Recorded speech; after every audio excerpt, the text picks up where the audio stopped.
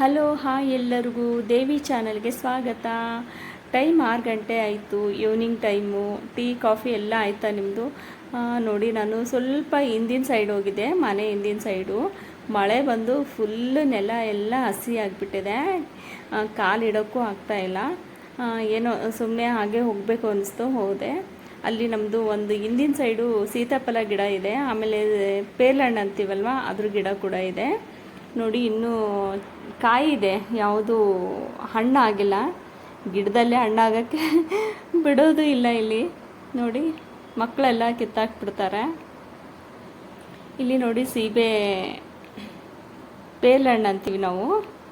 ಇನ್ನೂ ಕಾಯಿದೆ, ಚಿಕ್ಕ ಚಿಕ್ಕದಾಗಿದೆ, ತುಂಬ ಚೆನ್ನಾಗಿ ಅನಿಸುತ್ತೆ. ಇದು ಕೂಡ ಹಣ್ಣು ಸೀಸನ್ ಅಲ್ವಾ, ಸೀಬೆ ಹಣ್ಣು, ಸೀತಾಫಲ ಎಲ್ಲನೂ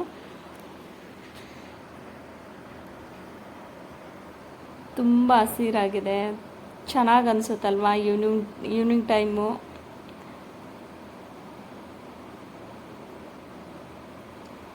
ಎಲ್ಲ ಹಸಿರಾಗಿದೆ ನೋಡಿ. ಇನ್ನೂ ಕಾಯಿ ಇದೆ, ಹಣ್ಣೇನು ಬಿಟ್ಟಿಲ್ಲ. ಇದು ಮೇಲೆ ಒಂದು ಸ್ವಲ್ಪ ಯೆಲ್ಲೋ ಕಲರ್ ಬಂದರೆ ಇದನ್ನು ತೆಗೆದುಬಿಟ್ಟು ಒಂದು ಡಬ್ಬದಲ್ಲಿ ಹಾಕಿಟ್ರೆ, ಅಂದರೆ ಒಂದು ಗೋಧಿ ಡಬ್ಬನೋ ಅಥವಾ ಯಾವುದಾದ್ರೂ ಜೋಳದ್ದು ಯಾವುದಾದ್ರೂ ಒಂದು ಡಬ್ಬದಲ್ಲಿ ಹಾಕಿದರೆ ಹಣ್ಣುಗಳಾಗುತ್ತೆ. ಒಂದು 2 ದಿನ ಬಿಟ್ಟು ತಿನ್ಬೋದು. ನೋಡಿ, ಇದು ಹಿಂದಿನ ಸೈಡು.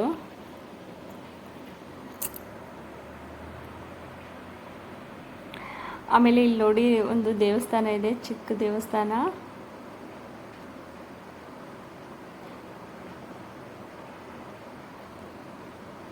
ಮಂಗಳವಾರ ಶುಕ್ರವಾರ ಈ ತಾಯಿಗೆ ಪೂಜೆ ಮಾಡ್ತಾರೆ ಎಲ್ಲರೂ.